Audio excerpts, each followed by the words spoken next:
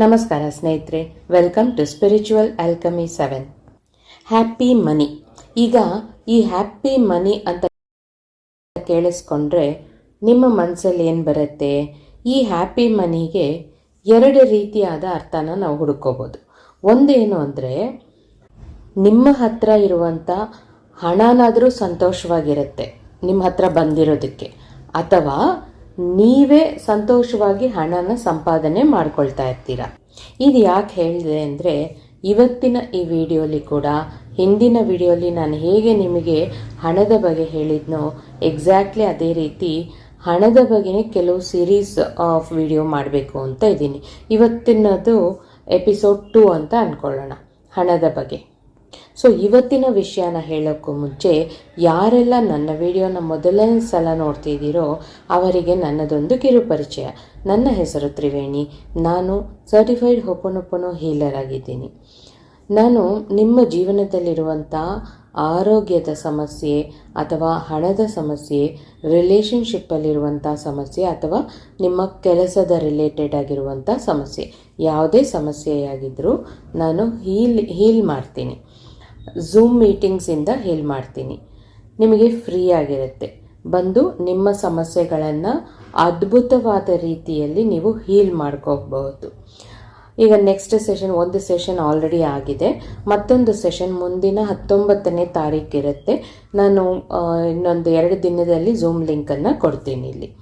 So ಇವತ್ತಿನ ಟಾಪಿಕ್ಗೆ ಬರ್ತಾ, ನಿಮಗೆಲ್ಲರಿಗೂ ಗೊತ್ತಿರೋ ಹಾಗೆ ಭೂಮಿ ಮೇಲಿರುವಂಥ ಪ್ರತಿ ಒಂದು ವಸ್ತುವಿಗೂ, ಭೂಮಿನೇ ಅಲ್ಲ ಬ್ರಹ್ಮಾಂಡದಲ್ಲಿರುವಂಥ ಪ್ರತಿ ಒಂದು ವಸ್ತುವಿಗೂ ಒಂದು ಎನರ್ಜಿ ಇದೆ. ಅದೇ ರೀತಿ ಹಣಕ್ಕೂ ಕೂಡ ಒಂದು ಎನರ್ಜಿ ಇದೆ. ಸೊ ಈಗ ನಮ್ಮ ಹತ್ರ ಹಣ ಇದೆ ಅಂತಂದರೆ ಅದು ಪಾಸಿಟಿವ್ ಎನರ್ಜಿ ಅಂತ ಅಲ್ಲ. ನಮ್ಮ ಸುತ್ತಮುತ್ತಲೂ ನೆಗೆಟಿವ್ ಎನರ್ಜಿ ಇದೆ ಅಂದರೆ ಆಗ ಆ ಹಣಕ್ಕೂ ನೆಗೆಟಿವ್ ಎನರ್ಜಿನೇ ಬರುತ್ತೆ. ಅಥವಾ ನಮಗೆ ಬರ್ತಾ ಇರುವಂಥ ಹಣನೇ ನೆಗೆಟಿವ್ ಎನರ್ಜಿಯಿಂದ ಕೂಡಿರುವಂಥ ಹಣನೇ ನಮ್ಮ ಹತ್ರ ಬರ್ತಾ ಇರಬಹುದು. ಕಳೆದ ವಿಡಿಯೋಲಿ ನಾನು ನಿಮಗೆ ಹೇಳಿದ್ದೆ ಅಲ್ವಾ, ನಮ್ಮ ಸಣ್ಣ ವಯಸ್ಸಿನಲ್ಲಿ ಹಣದ ವಿಷಯದಲ್ಲಿ ನಮಗೇನಾದರೂ ಮಾನಸಿಕವಾಗಿ ಗಾಯಗಳಾಗಿದ್ದರೆ ಅದು ಬೆಳೀತಾ ಬೆಳೀತಾ ಬೆಳೀತಾ ಕೂಡ ನಮ್ಮಲ್ಲಿ ಆ ಗಾಯಗಳು ಹಾಗೆ ಉಳ್ಕೊಂಡಿರುತ್ತೆ. ಈ ಮನಿ ವೂಂಡ್ಸ್ ಅನ್ನೋದು ನಮ್ಮ ಅನುಭವಗಳಿಂದ ನಮಗೆ ಬಂದಿರುತ್ತೆ. ಚಿಕ್ಕ ವಯಸ್ಸಿಂದ ಇರಬಹುದು, ಅಥವಾ ಬೆಳೀತಾ ಬೆಳೀತಾ ನಮ್ಮ ಸರೌಂಡಿಂಗ್ಸ್, ನಾವು ಬೆಳೆದಂಥ ಸರೌಂಡಿಂಗ್ಸ್ ಮೇಲೆ ಡಿಪೆಂಡ್ ಆಗುತ್ತೆ. ಈ ರೀತಿ ಹಲವಾರು ಕಾರಣಗಳಿರಬಹುದು ನಮ್ಮ ಲೈಫಲ್ಲಿ ಈ ಮನಿ ವೂಂಡ್ಸ್ ಅನ್ನೋದು ಬರೋಕ್ಕೆ. ಆ ಥರ ಬೆಳೆದಿದ್ದಾಗ ಏನಾಗುತ್ತೆ, ನಮಗೆ ಹಣ ಅಂತ ಅಂದಾಗಲೇ ಈ ಹಣದ ಆ ಗಾಯಗಳು ನಮಗೆ ನೆನಪಾಗುತ್ತೆ. ಆ ಗಾಯಗಳು ನೆನಪಾದಾಗ ನಮಗೆ ನೋವುಂಟಾಗತ್ತೆ. ಆ ನೋವುಂಟಾದಾಗ ನಮ್ಮಲ್ಲಿ ನೆಗೆಟಿವ್ ಎನರ್ಜಿ ಬರುತ್ತೆ. ಸೊ ಈ ರೀತಿ ಆದಾಗ ಏನಾಗುತ್ತೆ, ನಾವು ಜೀವನದಲ್ಲಿ ಯಾವಾಗೆಲ್ಲ ಹಣದ ಬಗ್ಗೆ ಆಲೋಚನೆ ಮಾಡ್ತೀವೋ ಆವಾಗೆಲ್ಲ ನೆಗೆಟಿವ್ ಆಗೇ ಆಲೋಚನೆ ಮಾಡ್ತೀವಿ.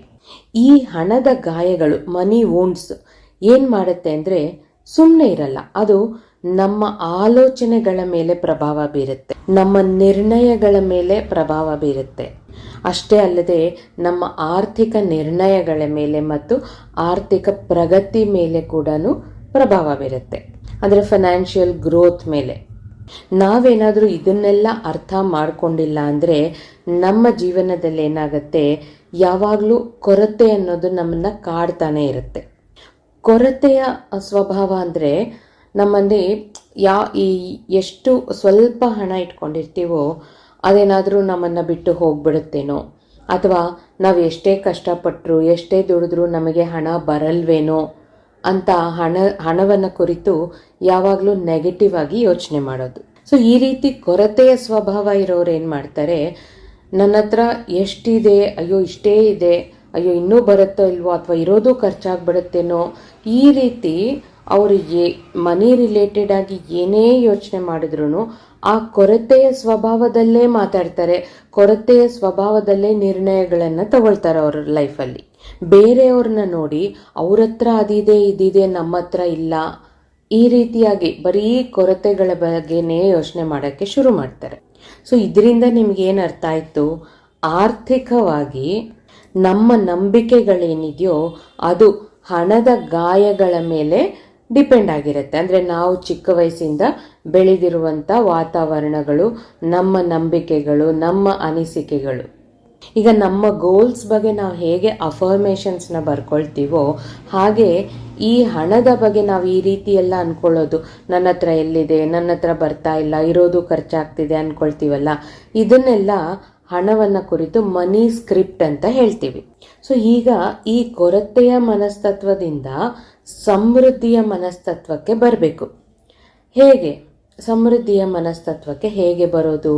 ಈಗ ಯಾರಿಗಾದ್ರೂ ಜಾಬ್ ಇಲ್ಲ ಅಂದರೆ, ನಿನಗೆ ಏನು ಮಾಡ್ತಿದ್ಯಾ, ನಿನಗಿನ್ನೂ ಜಾಬ್ ಸಿಕ್ಕಿಲ್ವಾ ಅಂತ ಕೇಳಿದಾಗ, ಅಯ್ಯೋ ಎಷ್ಟು ಪ್ರಯತ್ನ ಮಾಡ್ತಿದ್ದೀನಿ ಸಿಗ್ತಾ ಇಲ್ಲ ಅಂತ ಗಾಬರಿಯಾಗಿ ಹೇಳೋ ಬದಲು, ಸಿಕ್ಕೇ ಸಿಗುತ್ತೆ, ನನಗೆ ಗೊತ್ತು, ನನಗೆ 1 ತಿಂಗಳಲ್ಲಿ ಖಂಡಿತ ನಾನು ಬಯಸಿದಂಥ ನನ್ನ ಒಂದು ಜಾಬ್ ಸಿಕ್ಕೇ ಸಿಗುತ್ತೆ ಅಂತ ಹೇಳಿದಾಗ ಅವರಲ್ಲಿರುವಂಥ ಕಾನ್ಫಿಡೆನ್ಸು ಆ ಜಾಬ್ ಅವ್ರಿಗೆ ಕಣ್ಮುಂದೆ ಕಾಣಿಸ್ತಾ ಇರಲ್ಲ, ಎಲ್ಲಿ ಸಿಗುತ್ತೆ ಗೊತ್ತಿರಲ್ಲ. ಆದರೂ ಈ ಅನಂತ ವಿಶ್ವದ ಮೇಲೆ ಅವರಿಗೆ ಎಷ್ಟು ನಂಬಿಕೆ ಇರುತ್ತೆ ಅಂದರೆ, ಖಂಡಿತ ಇನ್ನೊಂದು ತಿಂಗಳಲ್ಲಿ ನನಗೆ ಸಿಕ್ಕೇ ಸಿಗುತ್ತೆ ಅಂತ ಹೇಳ್ತಾರೆ.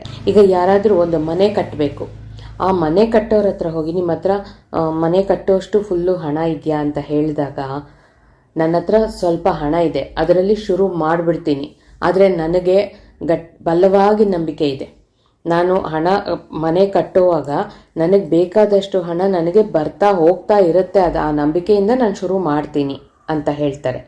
ಅವರಿಗೆ ಈ ಯೂನಿವರ್ಸ್ ಮೇಲೆ ಅಪಾರವಾದ ನಂಬಿಕೆ ಇರುತ್ತೆ. ಆಗ ಅವ್ರಿಗೆ ಸಮೃದ್ಧಿ ಅನ್ನೋದು ತಾನಾಗಿಯೇ ಬರೋಕ್ಕೆ ಶುರು ಆಗುತ್ತೆ. ಇನ್ನೊಬ್ಬರನ್ನ ಯಾರನ್ನಾದರೂ ಮದುವೆ ಮಾಡೋವಂಥವ್ರನ್ನ ಕೇಳಿದಾಗ, ಮದುವೆ ನೀನು ಹೇಗೆ ಮಾಡ್ತೀಯಾ, ನಿನ್ನ ಹತ್ರ ದುಡ್ಡಿಲ್ವಲ್ಲ ಅಂತ ಕೇಳಿದ್ರೆ, ಇಲ್ಲ ನಾನು ಪ್ಲ್ಯಾನ್ ಮಾಡ್ಕೊಂಡಿದ್ದೀನಿ, ನಾನು ಈ ರೀತಿಯಾಗಿ ಮದುವೆ ಮಾಡ್ತೀನಿ, ಆ ರೀತಿ ಮದುವೆ ಮಾಡ್ತೀನಿ, ಹಣನ ನನಗೆ ಹೇಗೋ ಬಂದೇ ಬರುತ್ತೆ, ನನಗೆ ಗೊತ್ತು, ನನಗೆ ಒಂಥರ ಏನೋ ಸ್ಟ್ರಾಂಗ್ ಒಂದು ನಂಬಿಕೆ ಇದೆ, ಬರುತ್ತೆ ಅಂತಾರೆ. ಇದೆಲ್ಲ ಈ ಕೊರತೆಯ ಮನಸ್ತತ್ವದವ್ರಿಗೆ ಆಪೋಸಿಟ್ ಆಗಿರೋರು. ಇವ್ರಿಗೆ ಯೂನಿವರ್ಸ್ ಮೇಲೆ ಎಷ್ಟು ನಂಬಿಕೆ ಇರುತ್ತೆ ಅಂದರೆ, ಅವರು ಪ್ಲ್ಯಾನ್ ಮಾಡ್ಕೊಂಡಿರಲ್ಲ, ನಾನು ಹೀಗೇ ಮಾಡಬೇಕು, ಹಾಗೆ ಮಾಡಬೇಕು, ಇಲ್ಲಿಂದನೇ ನನಗೆ ಹಣ ಬರುತ್ತೆ, ಅದೇ ಇಲ್ಲಿಂದನೇ ನನಗೆ ಬರುತ್ತೆ, ಈ ರೀತಿ ಪ್ಲ್ಯಾನಿಂಗ್ ಇರಲ್ಲ. ಯೂನಿವರ್ಸ್ ಕೊಡುತ್ತೆ, ಹೇಗೆ ಕೊಡುತ್ತೆ ಅದು ನನಗೆ ಗೊತ್ತಿಲ್ಲ, ಅದು ಯೂನಿವರ್ಸಿಗೆ ಬಿಟ್ಟಿದ್ದು. ನಾನು ಯೂನಿವರ್ಸ್ ಮೇಲೆ ಭಾರ ಹಾಕಿದ್ದೀನಿ, ನಾನು ಯೂನಿವರ್ಸ್ನ ನಂಬ್ತಾ ಇದ್ದೀನಿ, ನನಗೆ ಯೂನಿವರ್ಸ್ ಕೊಡುತ್ತೆ, ಹಾಗಾಗಿ ನನ್ನ ಪ್ಲ್ಯಾನಿಂಗ್ ನಾನು ಮಾಡ್ಕೊಳ್ತೀನಿ ಅಂತ ಧೈರ್ಯವಾಗಿ ಅವರು ಪ್ಲ್ಯಾನ್ ಮಾಡ್ಕೊಂಡು ಹೋಗ್ತಾರೆ. ಈಗ ನಿಮ್ಮ ಮನಸ್ತತ್ವ ಹೇಗಿದೆ? ಕೊರತೆಯ ಮನಸ್ತತ್ವದಲ್ಲಿದ್ದೀರಾ ಅಥವಾ ಸಮೃದ್ಧಿಯ ಮನಸ್ತತ್ವದಲ್ಲಿದ್ದೀರಾ ಅಂತ ತಿಳ್ಕೊಬೇಕು ಅಂದರೆ, ಈಗ ನೀವು ಎಲ್ಲೋ ಹೋಗ್ತಾ ಇರ್ತೀರಾ, ನಿಮ್ಮ ಪಕ್ಕದಲ್ಲಿ ಯಾರೋ ಒಂದಷ್ಟು ಲಕ್ಷ ಅಥವಾ 1000, ಒಂದು 70,000, 50,000 ಈ ಥರ ಒಂದು ದೊಡ್ಡ ಅಮೌಂಟ್ ಬಗ್ಗೆ ಮಾತಾಡ್ತಾ ಹೋಗ್ತಾರೆ. ಆಗ ನಿಮಗೆ ಸಡನ್ನಾಗಿ ಯಾವ ರೀತಿಯಾದ ಇಮೋಷನ್ ಬರುತ್ತೆ ನಿಮ್ಮೊಳಗೆ?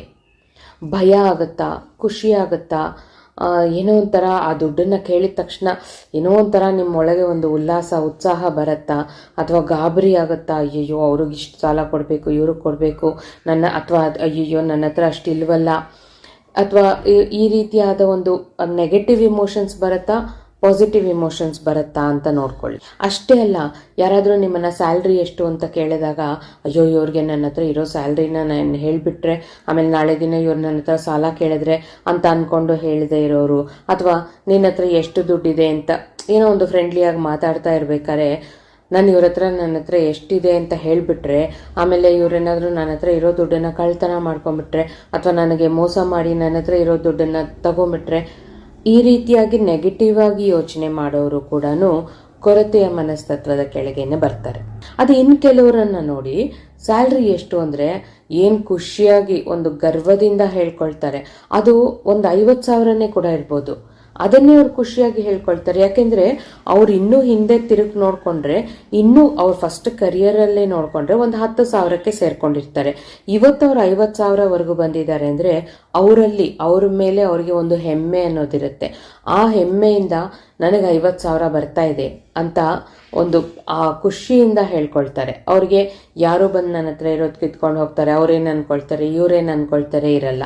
ಯಾಕೆಂದರೆ ಇವರು ಬ್ರಾಡ್ ಮೈಂಡೆಡ್ ಆಗಿರ್ತಾರೆ, ಸಮೃದ್ಧಿಯ ಮನಸ್ತತ್ವದವರಾಗಿರ್ತಾರೆ.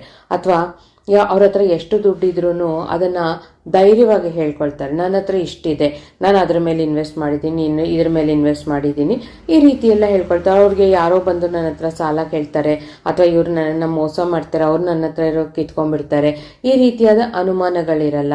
ಆ ಕೊರತೆಯ ಮನಸ್ತತ್ವದವ್ರಿಗೆ ಕರೆಕ್ಟಾಗಿ ಆಪೋಸಿಟ್ ಆಗಿ ಇವ್ರು ಥಿಂಕ್ ಮಾಡ್ತಾರೆ. ಸೊ ಯಾವಾಗ ಈ ರೀತಿಯಾದ ಒಂದು ಹಣದ ಬಗ್ಗೆ ಸಡನ್ ಆಗಿ ನಿಮ್ಮ ಕಿವಿಗೆ ಏನಾದರೂ ಬಿದ್ದಾಗ ನಿಮ್ಮ ಒಳಗಿಂದ ಏನೇನು ಮಾತುಗಳು ಬರುತ್ತೋ ಈ ಹಣದ ವಿಷಯವಾಗಿ, ಅದೇ ನಿಮ್ಮ ನಂಬಿಕೆಗಳು. ಆ ನಿಮ್ಮ ನಂಬಿಕೆಗಳೇ ನಿಮ್ಮ ಜೀವನವಾಗಿರುತ್ತೆ.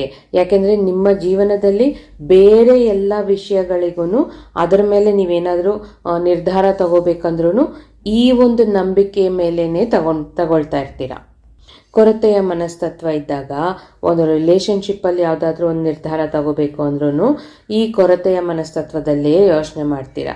ಅಥವಾ ಬೇರೆ ಏನಾದರೂ ಒಂದು ಹೆಲ್ತ್ ವಿಷಯದಲ್ಲಿ ಏನಾದರೂ ಒಂದು ನಿರ್ಧಾರ ತಗೋಬೇಕಂದ್ರೂ ಈ ಕೊರತೆಯ ಮನಸ್ತತ್ವದಿಂದಾನೇ ತಗೊಳ್ತೀರಾ. ಸೊ ಇದರ ಎಫೆಕ್ಟ್ ಏನಾಗುತ್ತೆ, ನಿಮ್ಮ ಜೀವನದ ಬೇರೆ ಎಲ್ಲ ವಿಷಯಗಳ ಮೇಲೆ ಕೂಡ ಎಫೆಕ್ಟ್ ಬೀಳುತ್ತೆ. ಸೊ ಈಗ ನೀವೇನಾದರೂ ಹೊಸದಾಗಿ ಒಂದು ಬಿಸ್ನೆಸ್ ಸ್ಟಾರ್ಟ್ ಮಾಡಬೇಕಾ, ನಿಮ್ಮ ಆಲೋಚನೆ ಹೇಗಿದೆ, ನಾನು ಇದನ್ನು ಮಾಡ್ತೀನಿ, ಇದರಲ್ಲಿ ಅಷ್ಟು ಸಂಪಾದನೆ ಮಾಡ್ತೀನಿ, ಯಾಕೆಂದರೆ ಯೂನಿವರ್ಸ್ ಮೇಲೆ ನನಗೆ ನಂಬಿಕೆ ಇದೆ, ನನ್ನ ಮೇಲೆ ನನಗೆ ನಂಬಿಕೆ ಇದೆ, ಅಫರ್ಮೇಷನ್ಸ್ ಬರ್ಕೊಂಡಿದ್ದೀನಿ, ಗೋಲ್ಸ್ ಇದೆ, ಈ ರೀತಿ ಪಾಸಿಟಿವ್ ಆಗಿ ಬರ್ತಿದ್ಯಾ? ಅಥವಾ ಬಿಸ್ನೆಸ್, ಅಯ್ಯೋ ಯಾವ ಬಿಸ್ನೆಸ್ ಮಾಡಲಿ, ಅದು ಮಾಡಲಾ ಇದು ಮಾಡಲಾ, ಅಥವಾ ಇದು ಮಾಡಿದ್ರೆ ಲಾಸ್ ಬರುತ್ತೆ, ಅದು ಮಾಡಿದ್ರೆ ಲಾಸ್ ಬರುತ್ತೆ, ಇದು ಸೀಸನಲ್ ಆಗಿದೆ, ಅದು ಹಾಗಿದೆ, ಇದು ಹೀಗಿದೆ, ಈ ಥರ ನಿಮಗೆ ಒಂದು ಕೊರತೆಯ ಮನಸ್ತತ್ವದಲ್ಲಿದ್ದೀರಾ ಅಥವಾ ಸಮೃದ್ಧಿಯ ಮನಸ್ತತ್ವದಲ್ಲಿದ್ದೀರಾ ಅಂತ ನಿಮ್ಮನ್ನು ನೀವು ಚೆಕ್ ಮಾಡ್ಕೊಳ್ಳಿ. ಅಥವಾ ನೀವೇನಾದರೂ ಒಂದು ಟ್ರೇಡಿಂಗಲ್ಲಿ ಒಂದು ಹಣನ ಹಾಕಿದ್ರು, ಸ್ಟಾಕ್ ಮಾರ್ಕೆಟಲ್ಲಿ ಹಾಕಿದ್ರು ನಿಮಗೆ ಅದ್ರ ಬಗ್ಗೆ ಫೀಲಿಂಗ್ಸ್ ಹೇಗಿದೆ ನೋಡ್ಕೊಳ್ಳಿ. ಸಮೃದ್ಧಿಯ ಮನಸ್ತತ್ವದಲ್ಲಿದ್ದೀರಾ ಅಥವಾ ಕೊರತೆಯ ಮನಸ್ತತ್ವದಲ್ಲಿದ್ದೀರಾ, ಅಂದರೆ ಪಾಸಿಟಿವಿಟಿನ ನೆಗೆಟಿವಿಟಿನ ಅಂತ ನೋಡ್ಕೊಳ್ಳಿ. ಈಗ ನೀವು ಸುಮ್ಮನೆ ಕೂತಿದ್ದೀರಾ, ಯಾರೋ ಬಂದು ನಿಮ್ಮ ಹತ್ರ ಹಣದ ಒಂದು 500 ರೂಪಾಯಿ ನೋಟಿನ ಒಂದು ಕಟ್ಟು, ಫುಲ್ ಕಟ್ಟು ನಿಮ್ಮ ಕೈಯಲ್ಲಿ ಇಡ್ತಾರೆ. ನಿಮ್ಮ ಎಕ್ಸ್ಪ್ರೆಷನ್ ಹೇಗಿರುತ್ತೆ ಅವಾಗ? ಅಯ್ಯೋ ಎಷ್ಟು ದುಡ್ಡು, ವಾವ್, ಇದು ನಂದಾಗ್ಬಿಟ್ರೆ, ಅಥವಾ ಇದು ನಂದಾಗಿದೆ, ಇದರಲ್ಲಿ ನಾನು ಏನೇನು ಮಾಡ್ಬೋದು ಅಂದರೆ ಆ ಹಣದ ಎನರ್ಜಿ ನಿಮ್ಮ ಕೈಗೆ ಬಂದ ತಕ್ಷಣ ನಿಮ್ಮ ಫೀಲಿಂಗ್ಸು, ನಿಮ್ಮ ಥಾಟ್ಸು ಎಲ್ಲ ಕೂಡ ಬದಲಾಗ್ಬಿಡುತ್ತೆ. ಅದು ನಿಮ್ಮದಾ ಅಲ್ವಾ ಕೂಡ ಯೋಚನೆ ಮಾಡಲ್ಲ ನೀವು.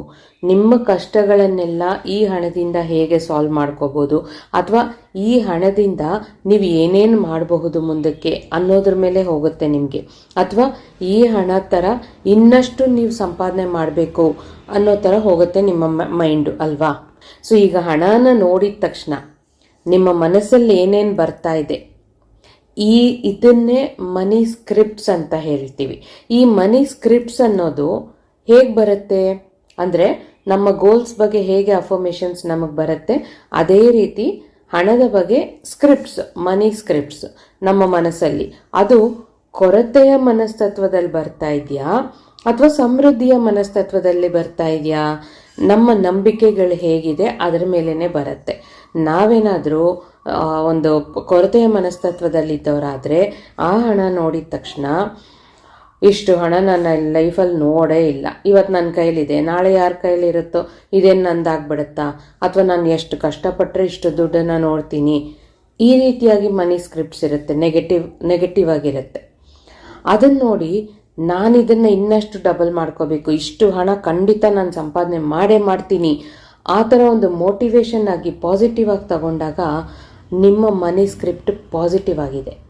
ಅಷ್ಟು ಮಾತ್ರ ಅಲ್ಲ, ಈ ಹಣದ ಸ್ಕ್ರಿಪ್ಟ್ಸ್ ಅನ್ನೋದು ಇನ್ನೊಂದು ರೀತಿಯಲ್ಲಿ ಕೂಡ ಬರುತ್ತೆ. ಅಂದರೆ ಜನ್ರೇಷನ್ನಿಂದ ಜನ್ರೇಷನ್ಗೂ ಬರ್ತಾ ಇರುತ್ತೆ. ಹೇಗೆ ಅಂತ ಅಂದರೆ, ಅಯ್ಯೋ ಇವಾಗಿರೋ ನಮ್ಮ ಆಸ್ತಿ ಎಲ್ಲ ನಮ್ಮ ತಾತ ಮುತ್ತಾತನ ಕಾಲದ್ದು, ಅವಾಗಿಂದ ಬರ್ತಾ ಇದೆ. ನಮ್ಮ ಮುತ್ತಾತ ಏನು ಅಷ್ಟೇನು ಮಾಡಿರಲಿಲ್ಲ, ಆದರೆ ನಮ್ಮ ತಾತ ತುಂಬ ಚೆನ್ನಾಗಿ ಸಂಪಾದನೆ ಮಾಡಿದ್ರು, ಅದನ್ನು ನಮ್ಮ ತಂದೆ ಅಷ್ಟಕ್ಕಷ್ಟೇ ಉಳಿಸ್ಕೊಂಡಿದ್ರು. ಈಗ ನಾನು ನೋಡ್ಬೇಕು ಏನು ಮಾಡಬೇಕು, ಅಥವಾ ನಮ್ಮ ಮುತ್ತಾತ ಒಂಚೂರು ಸಂಪಾದನೆ ಮಾಡಿದರು, ನಮ್ಮ ತಾತ ಒಂಚೂರು ಬೆಳೆಸ್ಕೊಂಡ್ರು, ನಮ್ಮಪ್ಪ ಇನ್ನೊಂಚೂರು ಬೆಳೆಸಿದ್ರು, ನಾನೀಗ ಅದನ್ನು ಇನ್ನಷ್ಟು ಬೆಳೆಸಬೇಕು. ಅದು ಪಾಸಿಟಿವ್ ಆಗೂ ಇರಬಹುದು, ನೆಗೆಟಿವ್ ಆಗೂ ಇರಬಹುದು.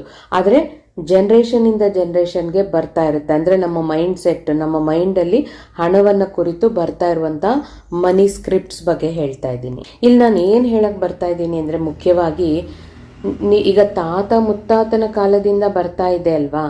ಸೊ ಅಲ್ಲಿ ಏನಿದೆ, ಲಾಸ್ ಇದೆಯಾ ಲಾಭ ಇದೆಯಾ ಅನ್ನೋದು ನಿಮ್ಮ ಮನಸ್ಸಲ್ಲಿ ನಾಟ್ಕೋಬೇಕಂದ್ರೆ, ಎಲ್ಲಿಂದ ಪ್ರಾಬ್ಲಮ್ ಸ್ಟಾರ್ಟ್ ಆಗಿದೆ ಅಥವಾ ಎಲ್ಲಿಂದ ಗ್ರೋತ್ ಅನ್ನೋದು ಸ್ಟಾರ್ಟ್ ಆಗಿದೆ, ಹೇಗೆ ಬರ್ತಾ ಇದೆ, ಅಥವಾ ಒಂದು ಲಾಸಲ್ಲೇ ಬರ್ತಾ ಇದ್ರೆ ಅದನ್ನು ನಾವು ಹೇಗೆ ಬದಲಾಯಿಸ್ಕೋಬೇಕು ಅನ್ನೋದ್ರ ಕಡೆ ನಿಮ್ಮ ಒಂದು ಮೈಂಡ್ ಹೋಗ್ಬೇಕೇ ಹೊರತು ಅಯ್ಯೋ ಅವಾಗಿಂದ ಬರೀ ನಮ್ಮ ತಾತನ ಕಾಲದಿಂದ ಬರೀ ಲಾಸಲ್ಲೇ ಹೋಗ್ತಾ ಇದ್ದೀವಿ, ಇವಾಗಲೂ ಲಾಸಲ್ಲೇ ಇದ್ದೀವಿ, ಇದೇನು ಹೊಸ್ತಾ ನಮಗೆ ಅಂತ ಹೇಳ್ಕೊಂಡು ನಗಾಡ್ತಾರೆ ಕೆಲವರು.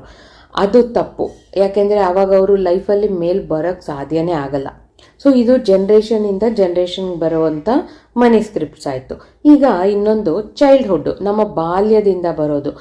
ಬಾಲ್ಯದಲ್ಲಿ ಯಾರಾದರೂ ಒಂದು ಮಗು ಮನೆಯಲ್ಲಿದೆ, ಆ ಮಗು ಮುಂದೆ ತಂದೆ ತಾಯಿ ಹಣವನ್ನು ಕುರಿತು ಯಾವಾಗಲೂ ಜಗಳ ಮಾಡ್ತಾ ಇರ್ತಾರೆ, ಕಿತ್ತಾಡ್ತಾ ಇರ್ತಾರೆ. ಕೆಲ್ಸಕ್ಕೆ ಹೋಗಿದ್ಯಾ, ದುಡ್ಡು ತೊಗೊಂಡು ಬಂದಿಲ್ಲ, ಅಥವಾ ಇಷ್ಟೇನ ಬಂದಿದ್ದು ಅಂದರೆ ಏನು ಅಡುಗೆ ಏನು ಸರಿಯಾಗಿ ಮಾಡಿಲ್ಲ ಅಂದರೆ ನೀನು ದುಡ್ಡು ಕೊಟ್ಟಿದ್ಯಾ ನಾನು ಅಡುಗೆ ಮಾಡೋಕ್ಕೆ, ತೊಗೊಂಡು ಬಂದು ಹಾಕೋಕ್ಕೆ ಅನ್ನೋದು.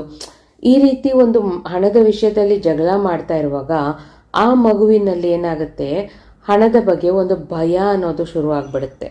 ಅವಾಗ ಆ ಮಗುಗೇನಾಗುತ್ತೆ, ತಂದೆ ತಾಯಿ ಹತ್ರ ಬೇರೆ ಯಾವ ವಿಷಯನಾದರೂ ಮಾತಾಡುವಂಥ ಒಂದು ಸ್ವಾತಂತ್ರ್ಯ ಇರುತ್ತೆ, ಆದರೆ ಹಣ ಕೇಳೋ ಸ್ವಾತಂತ್ರ್ಯ ಇರಲ್ಲ. ಯಾಕಂದರೆ ಭಯ. ಅವರಿಬ್ಬರ ಜಗಳ ನೋಡಿ, ತಂದೆ ತಾಯಿ ಜಗಳ ನೋಡಿ ಈ ಮಗುವಿನ ಮನಸ್ಸಲ್ಲಿ ಹಣವನ್ನು ಕುರಿತು ಒಂದು ಭಯ ಕೂತ್ಕೊಂಡ್ಬಿಟ್ಟಿದೆ. ಅಥವಾ ಸ್ಕೂಲಲ್ಲಿ ಎಲ್ಲರೂ ಎಕ್ಸ್ಕರ್ಷನ್ಗೆ ಹೋಗ್ತಾ ಇರ್ತಾರೆ, ನಿಮಗೆ ಮನೆಯಲ್ಲಿನ ಪರಿಸ್ಥಿತಿ ನಿಮಗೆ ಗೊತ್ತು, ಅಂದರೆ ಒಂದು ಮಗುಗೆ ಆ ಮಗುಗೆ ಮನೆಯಲ್ಲಿನ ಪರಿಸ್ಥಿತಿ ಗೊತ್ತು. ನಮ್ಮ ಮನೇಲಿ ಆಲ್ರೆಡಿ ಹಣದ ಕೊರತೆ ಇದೆ, ಅಪ್ಪ ಅಮ್ಮ ಯಾವಾಗಲೂ ಜಗಳ ಮಾಡ್ತಾ ಇರ್ತಾರೆ ದುಡ್ಡಿಲ್ಲ ಅಂತ, ನಾನು ಹೇಗಪ್ಪ ಹೋಗಿ ಕೇಳಿದ್ರು ಅವ್ರ ಪಾಪ ಎಲ್ಲಿಂದ ಕೊಡ್ತಾರೆ ಅಂತ ತಂದೆ ತಾಯಿನ ಅವ್ರ ಕಷ್ಟನ ನೀವು ಅರ್ಥ ಮಾಡಿಕೊಂಡು ಈ ಕಡೆ ಸ್ಕೂಲ್ ಎಕ್ಸ್ಕರ್ಷನ್ಗೆ ಹೋಗೋದೇ ಬೇಡ, ಟ್ರಿಪ್ಗೆ ಅಂತ ಡಿಸೈಡ್ ಮಾಡ್ಕೊಂಡ್ಬಿಡ್ತೀರ. ಆವಾಗ ಅದು ಕೂಡ ನಿಮಗೆ ತಂದೆ ತಾಯಿ ಹತ್ರ ಹೇಳ್ಕೊಳ್ಳೋಕೆ ಭಯದ ಕೆಳಗೇನೆ ಬರುತ್ತೆ ಆ ಮಗುವಿಗೆ. ಯಾಕೆಂದರೆ ಹಣದ ಸಮಸ್ಯೆ ಮನೆಯಲ್ಲಿ ಅಷ್ಟು ಕಾಡ್ತಾ ಇದೆ, ಅದು ಸಬ್ಕಾನ್ಷಿಯಸ್ ಮೈಂಡಲ್ಲಿ ಕೂತ್ಕೊಂಡ್ಬಿಟ್ಟಿರುತ್ತೆ. ಆದರೆ ಆ್ಯಕ್ಚುಲಿ ಆ ಟ್ರಿಪ್ಪಿಗೆ ಒಂದು 500 ರೂಪಾಯಿ ಬೇಕಾಗಿರುತ್ತೆ. ಮನೇಲಿ ಹೋಗಿ ಅಪ್ಪನ ಹತ್ರ ಅಥವಾ ಅಮ್ಮನ ಹತ್ರ ಹೇಳಿದ್ರೆ 500 ತಾನೇ ಆರಾಮಾಗಿ ಕೊಡ್ತೀವಿ ತಗೋ ಅಂತ ಹೇಳಿರಬಹುದು ತಂದೆ ತಾಯಿ, ಆ ಸಾಧ್ಯತೆ ಇರುತ್ತೆ. ಆದರೆ ಈ ಮಗುವಿನಲ್ಲಿ ಏನಾಗಿದೆ, ಅವರ ಜಗಳ, ಅವರ ಕಿತ್ತಾಟ ಅದು ಹಣದ ವಿಷಯದಲ್ಲೇ ನೋಡಿ ಅದು ಎಷ್ಟು ಹಣ ಅಂತಲೂ ಆ ಮೈಂಡಿಗೆ ಬರಲ್ಲ. ಒಟ್ನಲ್ಲಿ ಹಣದ ವಿಷಯದಲ್ಲಿ ನಮ್ಮ ಮನೆಯಲ್ಲಿ ಪ್ರಾಬ್ಲಮ್ ನಡೀತಾ ಇದೆ, ನಾನು ಕೇಳಬಾರ್ದು, ನಾನು ಕೇಳಿದ್ರೆ ಇನ್ನಷ್ಟು ಗಲಾಟೆ ಜಾಸ್ತಿ ಆಗುತ್ತೆ, ಇದು ಆ ಭಯ ಮನಸ್ಸಲ್ಲೇ ಕೂತ್ಕೊಂಡ್ಬಿಟ್ಟಿರುತ್ತೆ. ಸೊ ಇವಾಗ ಏನಾಗಿರುತ್ತೆ, ಆ ಮಗುಗೆ ಸಬ್ಕಾನ್ಷಿಯಸ್ ಮೈಂಡಲ್ಲಿ ಹಣದ ಬಗ್ಗೆ ಕೊರತೆ ಕೂತ್ಕೊಂಡ್ಬಿಟ್ಟಿರುತ್ತೆ. ಆವಾಗ ಆ ಮಗು ಬೆಳೀತಾ ಕೈ ತುಂಬ ಸಂಪಾದನೆ ಮಾಡೋಕ್ಕೆ ಶುರು ಮಾಡಿದ್ರೂ ಎಷ್ಟು ಹಣ ಬಂದರೂ ನನಗೆ ಸಾಕಾಗ್ತಾ ಇಲ್ಲ, ಖರ್ಚಾಗ್ತಾ ಇದೆ, ಉಳಿತಾಯ ಆಗ್ತಾ ಇಲ್ಲ, ನಾನು ಅದು ಮಾಡೋಕ್ಕಾಗ್ತಾ ಇಲ್ಲ, ಇದು ಮಾಡೋಕ್ಕಾಗ್ತಾ ಇಲ್ಲ ಅಂತ ಬರೀ, ಅಥವಾ ಬೇರೆಯವ್ರನ್ನ ನೋಡಿ ಅವ್ರ ಹತ್ರ ಅದಿದೆ ಇದಿದೆ ನನ್ನ ಹತ್ರ ಇಲ್ಲ, ನಾನು ತಗೊಳಕ್ಕಾಗ್ತಾ ಇಲ್ಲ, ಈ ರೀತಿ ಲೈಫ್ ಲಾಂಗ್ ಅದೇ ಮೆಂಟ್ಯಾಲಿಟಿಲೇ ಬೆಳೀತಾರೆ. ಅಂದರೆ ಈ ಮನಸ್ಸಲ್ಲಿ ಹಣವನ್ನು ಕುರಿತು ಚೈಲ್ಡ್ಹುಡ್ಡಿಂದ ಒಂದು ಬರ್ತಾ ಇರುವಂಥ ಮನಿ ಸ್ಕ್ರಿಪ್ಟ್ಸ್ ಕೂಡ ಇರುತ್ತೆ. ಈಗ ಆವಾಗಲೇ ಜನ್ರೇಷನಿಂದ ಜನ್ರೇಷನ್ಗೆ ಬರುವಂಥ ಮನಿ ಸ್ಕ್ರಿಪ್ಟ್ಸ್ ಒಂದು. ಇನ್ನೊಂದು ಚೈಲ್ಡ್ಹುಡ್, ಬಾಲ್ಯದಲ್ಲಿ ಮನೆಯ ವಾತಾವರಣ ಹೇಗಿತ್ತೋ ಅದರ ಮೇಲೆ ಕೂಡ ಕೆಲವು ಮನಿ ಸ್ಕ್ರಿಪ್ಟ್ಸ್ ಡಿಪೆಂಡ್ ಆಗಿರುತ್ತೆ. ಈಗ ಇನ್ನೊಂಥರ ಮನಿ ಸ್ಕ್ರಿಪ್ಟ್ ಅದು ಯಾವ ಥರ ಅಂದರೆ ಸಬ್ಕಾನ್ಷಿಯಸ್ ಅಲ್ಲಿ ನಮಗೆ ಹಣವನ್ನು ಕುರಿತು ಕೆಲವು ನಂಬಿಕೆಗಳು ಕೂತ್ಕೊಂಡ್ಬಿಟ್ಟಿರುತ್ತೆ. ಅದು ಹೇಗೆ ಕೆಲಸ ಮಾಡುತ್ತೆ ಅಂದರೆ, ಈಗ ನೀವೆಲ್ಲ ಶಾಪಿಂಗ್ ಹೋಗ್ತೀರಾ, ನಿಮಗೆ ಇಷ್ಟವಾದ ಯಾವುದೋ ಒಂದು ಬಟ್ಟೆನ ನೋಡ್ತೀರಾ, ನೋಡಿದ ತಕ್ಷಣ ಈಗ 2 ಥರ ಮನಸ್ತತ್ವದವ್ರು ಇರ್ತಾರೆ. ಒಂದು ಟೈಪ್ ಅವ್ರು ಏನು ಮಾಡ್ತಾರೆ, ನನಗದು ಇಷ್ಟ ಆಯಿತು, ನಾನು ತಗೊಳ್ತೀನಿ ಹೇಗಾದರೂ ಮಾಡಿ ಅಂತ ಹೋಗಿ ಸಾಲ ಮಾಡ್ತಾರೋ ಅಥವಾ ಮನೇಲಿ ಕೇಳ್ತಾರೋ ಏನೋ ಒಂದು ಮಾಡಿ ತಗೊಂಡು ಬಂದು ದುಡ್ಡನ್ನು ತಗೊಂಡ್ಬಿಡ್ತಾರೆ. ಅದನ್ನು ಅಂಥವರು ಚಿಕ್ಕ ವಯಸ್ಸಿಂದ ಒಂದು ಆ ಕೊರತೆಯ ಮನಸ್ತತ್ವದಲ್ಲೇ ಇದ್ದಿರಲ್ಲ, ಒಂದು ಫ್ರೀಯಾಗಿದ್ದಿರ್ತಾರೆ. ಸೊ ಅವ್ರ ಮೈಂಡಲ್ಲಿ ಅದ್ರ ಬಗ್ಗೆ ಒಂದು ಹಣದ ಬಗ್ಗೆ ಒಂದು ನೆಗೆಟಿವಿಟಿ ಅನ್ನೋದು ಇರಲ್ಲ. ಆದರೆ ಈ ಕೆಲವರು ನೋಡಿದ ತಕ್ಷಣ ಫಸ್ಟು ಇದಿಷ್ಟ ಆಯಿತು ಅಂತ ಅನ್ಕೊಳ್ಳೋಕ್ಕೂ ಮುಂಚೆನೇ ಫಸ್ಟ್ ಅವ್ರ ಕಣ್ಣು ಹೋಗೋದು ಪ್ರೈಸ್ ಟ್ಯಾಗ್ ಮೇಲೆ. ಇದು ಎಷ್ಟಿರ್ಬೋದು, ನನ್ನ ಕೈಯಲ್ಲಿ ಇದು ಅಫೋರ್ಡಬಲ್ ಆಗುತ್ತಾ, ನಾನು ಇದನ್ನು ತಗೊಳ್ಳೋಷ್ಟು ನನ್ನ ಹತ್ರ ದುಡ್ಡು ಇದೆಯಾ ಇಲ್ವಾ ಅಂತ ಪ್ರೈಸ್ ಟ್ಯಾಗ್ ನೋಡಿಬಿಟ್ಟೆ ಆಮೇಲೆ ಡಿಸೈಡ್ ಮಾಡ್ತಾರೆ. ಅಥವಾ ಬೇರೆ ಏನಾದರೂ ಒಂದು ತಿನ್ನೋ ವಿಷಯದಲ್ಲಿ ಕೂಡ ಅಷ್ಟೇ, ಏನಾದರೂ ತಿನ್ನಬೇಕು ಅನಿಸುತ್ತೆ, ಆದರೆ ಅಯ್ಯೋ ಅದೆಷ್ಟಾಗುತ್ತೋ ಏನೋ ಈ ರೀತಿ. ಅಂದರೆ ನಿಮಗೆ ಗೊತ್ತಿಲ್ಲದೆ ನಿಮ್ಮ ಒಳಗಿಂದ ನಿಮ್ಮ ಒಳ ಮನಸ್ಸು ಅಯ್ಯೋ ಇದೆಷ್ಟಾಗುತ್ತೋ ಏನೋ ಅನ್ನೋದು, ಅಥವಾ ನೋಡಿದ ತಕ್ಷಣ ಫಸ್ಟು ಪ್ರೈಸ್ ಟ್ಯಾಗ್ ಮೇಲೆ ಹೋಗೋದು. ಸೊ ಇದೆಲ್ಲ ಎಲ್ಲಿಂದ ಬರ್ತಾ ಇದೆ, ಸಬ್ಕಾನ್ಷಿಯಸ್ ಮೈಂಡಿಂದ ಬರ್ತಾ ಇರುವಂಥ ಮನಿ ಸ್ಕ್ರಿಪ್ಟ್ಗಳಿವು. ಸೊ ಇದೆಲ್ಲ ಯಾಕೆ ಹೇಳ್ತಾ ಇದ್ದೀನಿ ಅಂದರೆ, ನಿಮ್ಮ ಜೀವನದಲ್ಲಿ ಪ್ರತಿ ಒಂದು ನಿರ್ಧಾರದ ಮೇಲೆ ಕೂಡ ಈ ಮನಿ ಸ್ಕ್ರಿಪ್ಟ್ ಅನ್ನೋದು ಕೆಲಸ ಮಾಡ್ತಾನೆ ಇದೆ.